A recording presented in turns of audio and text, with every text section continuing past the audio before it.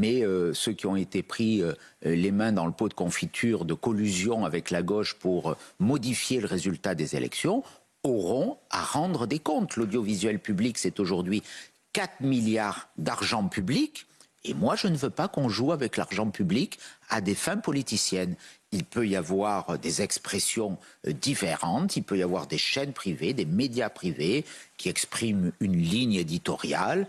C'est leur droit, c'est avec l'argent de leurs actionnaires, mais avec l'argent public. Eh bien, l'argent public, c'est dans la Constitution, le service public en tout cas, impose une neutralité et pas un engagement politicien. Eh bien, cette commission, dont le rapporteur sera Charles Aloncle, de notre groupe, auditionnera toutes les personnes qui seront utiles pour regarder le coût du service public, son fonctionnement, et nous poserons les questions à Madame Ernotte, et en tout cas moi je le dis, son expression, notamment son attaque sur CNews, m'a extrêmement choquée et extrêmement scandaleuse. C'est une prise de parti politique, et on n'entend pas de ça d'un dirigeant de l'audiovisuel public. Bon, moi, voilà, les choses ont bougé et c'est une bonne chose. Mais maintenant, on ne va pas en rajouter. Il y aura une commission. Comme vous l'avez très bien dit, Olivier de la Lagarde, c'est instillé. Maintenant, les choses sont en place, les choses sont dites. Et puis après, c'est aux uns aux autres de travailler. Je peux quand même vous donner un avant-goût de ce que va être le traitement médiatique de cette commission. Oui. La dérive trumpiste de l'extrême droite qui veut museler la presse. Oui. Bah non, mais c'est vrai, vous aurez ça. Alors même que vous avez des élus de gauche qui, tous les jours, réclament la fermeture de certaines chaînes. Et eux, en revanche, ça passe. Thomas, l'important, je vous assure, les choses sont dites et le public peut choisir.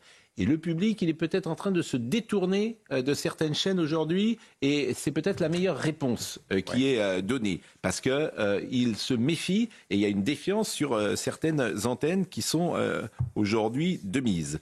Je voulais vous parler de Nagui également, puisque hier il y a une prise de position de Nagui, qui est une prise de position politique, éditoriale, hein, et c'est son droit d'ailleurs, sur France Inter hier matin, puisqu'il a prononcé le mot génocide pour qualifier la guerre entre Israël et le Hamas.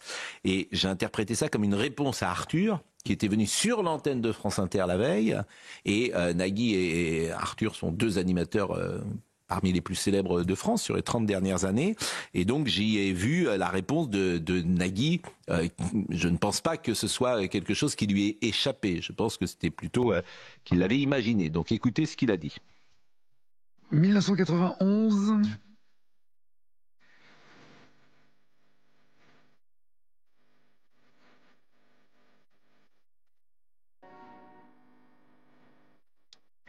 Paroles qui malheureusement prennent un sens totalement d'actualité avec la guerre dans la bande de Gaza, ce génocide, puisque Dire Straits avec The Brothers in Arms évoquait justement leurs frères en Israël qui prenaient les armes à l'époque.